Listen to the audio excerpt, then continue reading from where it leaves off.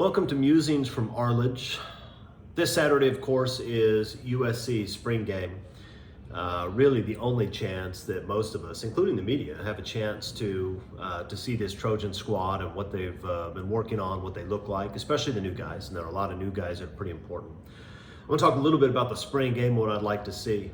But first, I have a bone to pick with some of you USC fans. And it gets back to this, that USC fans have been so beaten up over the last decade plus that some of us have set our sights way too low. We're like a dog that's been abused, and it assumes that every person who comes up to pet it is going to hit it. That's what we've been like. If you go back and remember the conversations we're having when USC was looking to hire a new coach, USC fans were so certain that everything was bad that we were willing to take just about anything. USC fans are saying things like, well, you know what, I really hope the new coach doesn't eat lead paint chips all the time as snack. I really hope the new coach will be able to sign his name instead of having to use an X on his employment contract. This is how low we had fallen. And there are other USC fans that say, well, the new coach probably will have to use an X to sign his name, but maybe he'll hire an okay defensive coordinator. Look, that's all nonsense. The truth is, we expected USC to completely bungle the head coaching hire the way they almost always do. They didn't. They hired Lincoln Riley, who's a fantastic young coach. When Riley comes on board, most USC fans assume, well, it's going to take 3, 4, maybe 15 years to clear away the mess that Clay Helton has made. But of course, they go from 4 wins to 11 wins in a single year. Things proceeded a lot more quickly than we expected. So this is a point I want to make to you guys. We don't have to settle for just okay. We don't have to be the dog that's been constantly abused and we're just satisfied if someone doesn't kick us. So let's talk about what we really want to see from the spring game. Let's set our sights a little bit higher than usual. This is what I want to see. I want to see Zach Branch. And when I say I want to see Zach Branch, I want to see Zach Branch engage in amazing feats of athleticism and elusiveness. That's what I want. Listen, Zach, if you are in fact listening, no pressure, but I've been telling people on this show and in my WeAreSC column for months and months that you will be the most explosive player USC has had since Reggie Bush. This is the first chance people are going to get a chance to see you in the Coliseum running around. I need you to help my credibility here. I need you to perform. I need you to be spectacular, okay? That's what I need. I know it's just a single scrimmage. I know you're a true freshman. I need you to be spectacular to justify all the things I've been saying. I had a game, I think it was on the Nintendo system back when I was a kid, and there was a bug in the game where if you actually failed to make a play call, then whatever receiver you threw it to would be about 10 times faster than everybody else on the field. I mean, not only could he score every time, but he could literally just run circles around the defense if he wanted to. That's what I want to see from Zach Branch. I want to see him run circles around everybody on the football field. Now, in all seriousness, Zach Branch isn't going to run circles around people, but what we're hearing out of spring camp is exactly what I expected we would hear. This is a spectacular talent who's doing things that other people on the roster can't do, doing things that almost nobody else can. So one of the interesting things, and I don't know what kind of answer we'll get in the scrimmage, but one of the interesting things is going to be to see how many different ways Lincoln Riley can get the ball into Zach Branch's hands. I assume he's going to be returning punts. He's obviously going to be playing a lot of slot receiver. But tunnel screens and reverses and fly sweeps, what are the different ways he can, Lincoln Riley can find ways to get Zach Branch in space with the ball in his hands? Because I'm telling you, if he does that, good things are going to happen. I think everybody understands that. All right, what else do I want to see? I want to see what Eric Gentry looks like. I know we're not going to be able to see him play because of the injury, but I sort of want to see if his body has changed since he's been at USC. Now, most USC fans are saying that they want Eric Gentry to add some weight, to be bigger. Not me. I actually want Eric Gentry to be taller, leaner, with longer arms, and even skinnier. I'm not looking for a thick 230-pound Eric Gentry. I'm looking for an Eric Gentry that looks like a young Dikembe Mutombo, swatting passes into the fourth row and doing the finger whack. That's what I want. I want Eric Gentry to treat that space between the hashes the way Bill Russell used to treat the lane. Okay, now obviously I'm exaggerating a little bit with that, but here's what I am going to say in all seriousness. Eric Gentry does need to add some weight, but all of those USC fans that are looking to move Eric Gentry to a different position, they want to stick him on the outside, they want to turn him into a pass rusher, just stop. Eric Gentry is a linebacker, and he's a damn good one. Eric Gentry was the best linebacker on the team last year as a true sophomore, even being undersized. The guy is a playmaker. He gets in passing lanes. He is surprisingly strong for a guy who looks like a small forward. This guy is a really good football player right where he is. Now, Lincoln Riley's been excited about the linebackers. He says this may be the deepest group on the team. But part of the reason it may be the deepest group on the team is because they have Eric Gentry right where he belongs. Eric Gentry is going to start at linebacker, and he's going to play exceptionally well. Now, that doesn't mean that they don't have other linebackers who can do the same. Mason Cobb's a really good football player. He's going to make some plays. Rajon Davis it appears, has stepped up his game and is impressing the coaches. He's added some size and some strength to go with the quickness he's always had. Probably a little seriousness to his game. I think he realizes that he's at the point where he needs to make a move now. Shane Lee is still a great leader and a tough guy between the tackles. And Tackett Curtis is a spectacular prospect.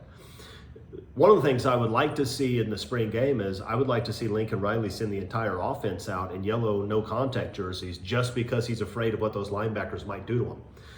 He's not going to do that, but I want you to think about this for a second because USC has struggled at linebacker so much. They were better last year than they had been the years prior to that, at least when Gentry was healthy, but they still had no depth whatsoever and some limitations physically. Shane Lee is a tough guy and a smart guy and a great leader. He's not the quickest guy around. This may be the first year in a long time that USC is going to have a group of linebackers that look like a USC group of linebackers should look.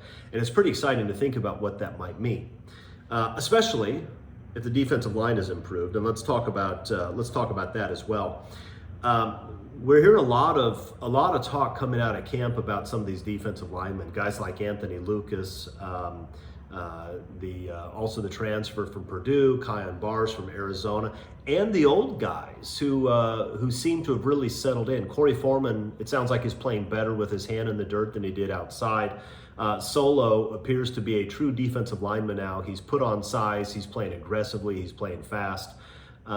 It sounds like USC may not have a Georgia-Alabama defensive line, as those programs have had over the last few years, but may very well have a quality defensive line. And look, the reality is if USC has a quality defensive line, and if USC's linebackers group is as good as Lincoln Riley says that they are, USC's in for a good time this year because a competent defense puts USC in the top 5 in the country with this offense that they have. A good defense means USC is legitimate title contender. So we'll see. Now, what do we need from the defensive line? What we need is the defensive line to wreak havoc. I think the days are over when you can have a defense that simply bends and doesn't break, that forces the offense to make good plays all the way down the field and waits for the offense to make mistakes. That doesn't work anymore. That did work 30, 40 years ago. But as Nick Saban said a couple years ago, good defenses do not beat good offenses anymore. The rules are heavily slanted in favor of the offenses. With the RPO game, the inability to decapitate receivers across the middle, the inability to hit quarterbacks the way you used to. You can't touch receivers. The RPO game allows linemen to be a couple yards downfield, which makes the play-action pass game almost impossible to stop. And coaches have gotten much better about getting their athletes in space.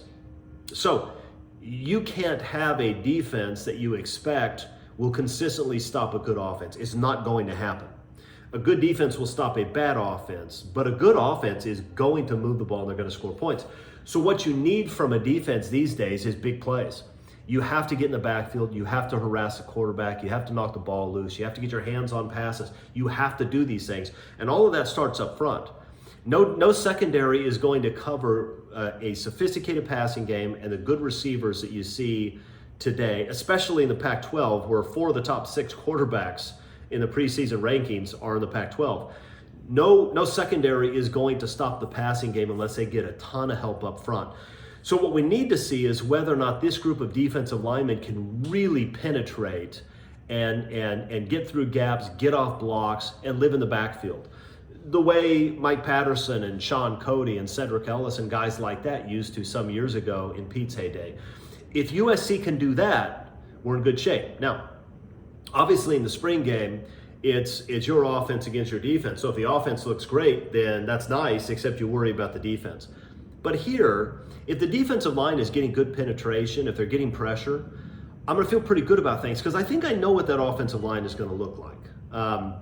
Cortland Ford is going to transfer. That's unfortunate, but there are still more than enough big experienced bodies up front. And if Ethan White comes in, as it sounds like he's still going to from Florida, he probably takes one of those inside guard spots, and USC is going to have a very good offensive line.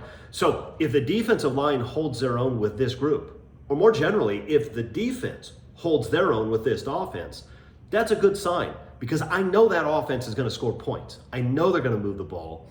I know they're good. So if the defense can play with them, that's a good sign. We'll see this week whether the defense has taken the steps that Coach Riley seems to think they have. What else do I want to see? I want to see Pat Hayden. If we're talking about an ideal spring game, I want to see Pat Hayden. Now stay with me here, okay? Don't yell at me. Don't turn off the computer. It was about 1,000 years ago, the Holy Roman Emperor Henry IV was excommunicated by the Pope. That's never a good thing for a medieval king. Back in those days, excommunicated by the Pope is a problem. Maybe it still is today, but especially then if you're a king. And so what does he do? He walks across the Alps, he crawls up to the Pope's door, and he kneels in the snow for 3 days, waiting for the Pope to come out and forgive him. And he did. That's essentially what I want to see from Pat Hayden. Pat Hayden has been excommunicated from the USC community. I want him to crawl up the steps in the peristyle side of the Coliseum. I want him to wait there on his knees, waiting for absolution. And at some point, I, on behalf of the USC family, will grant it to him. Because again, Pat Hayden is a Trojan. He's a Trojan that went astray and did great damage, but he is a Trojan, and I want him to be forgiven. But in order to forgive him, I'm going to need him to make this show. I need him to appear in sackcloth and ashes. I need some tears. I need that. There is no but seriously to this particular point. That literally is how I feel. What else do I want to see? You know what I'd like to see? To make this a perfect spring game Saturday, I'd like to see ESPN use this as an opportunity to tell the truth about Oregon football. Back in the 80s, Nancy Reagan had her Just Say No program where she was trying to convince kids to say no to drugs. You probably remember the ads, this is your brain on drugs. They show this frying egg in the pan, just say no. I would like ESPN to do a similar public service announcement for these high school kids who are considering going to Oregon. Because here's the thing, kids, you need to just say no. You really need to just say no. I'm not saying you have to choose USC. You don't. There are all kinds of places you can go. If you're getting scholarship offers from Oregon and USC, you're going to have a bunch of options. I'm not saying it has to be USC. I'm just saying you should make a good choice rather than a bad choice.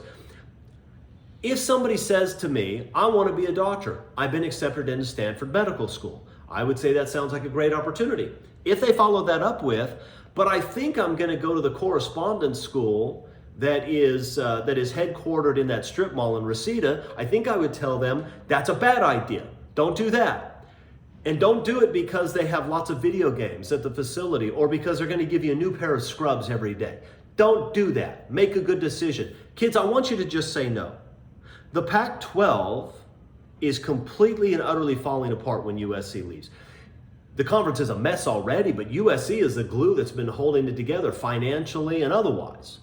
The Pac-12 is talking to the CW about televising their games, which means that if you go play football at Oregon, you could have the fantastic opportunity of playing against San Diego State on a Friday night right after Nancy Drew on the CW.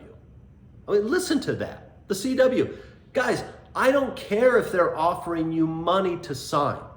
First of all, they're not offering you that much. They're not offering you life-changing money. If they're not offering you life-changing money, why are you going to go play against SMU on the CW when you could play at USC or Michigan or Alabama or some other place? It doesn't make any sense. Look, it's way past time. It's way past time that somebody does something about this. We need to speak honestly about it. I don't want to see these kids continue to ruin their lives. Far too many kids have already done it, all right? Just say no. ESPN, do your part. You helped create this monster. I want you to do your part to bring awareness to this very important issue. Okay, what else do I want to see? I want to see the Spirit of Troy. I want to hear the Spirit of Troy play Tusk, all right? Yes, conquest, fight on all the rest of it. I want to hear all that, but I want to hear him play Tusk. I don't want to hear him play the latest song for some 21-year-old rapper I've never heard of. I don't want that. I don't want them to play Inner Sandman. That's nonsense. I want to play Tusk. I want to get that message out too. I want people to understand. I want people to hear those lyrics. I want them to think about them, and I want them to apply them to their lives. That's very important. So listen, Spirit of Troy, get there. Be aggressive, have your sunglasses on, get ready to play Tusk. Everybody will like it. I think that's about it. I'd like USC fans to come up and offer me free food Saturday. I doubt that will happen, but I'd like that. So if we're just talking about our ideal Saturday at the Coliseum for a spring game, then I guess I'd include that too. Okay, that's it for today. By the way, next week, I'm going to have a conversation, I think you'll really like it, with Jeremy Abramson. He's a PhD in USC's computer science department. And no, we're not going to talk about computer science stuff. He also writes, studies, and teaches sports analytics. We're going to talk about some football analytics stuff. We're going to try to figure out why it is that so many coaches do things that are so dumb when the numbers say that they shouldn't. So we're going to talk a little bit about that. That'll be next week. I hope you tune in. Otherwise, get out to the Coliseum. Let's get a big crowd. This team deserves it. The program deserves it. It's good for recruiting. Get out there. Let's enjoy what this program's become with Lincoln Riley. I'll see you next week. Fight on.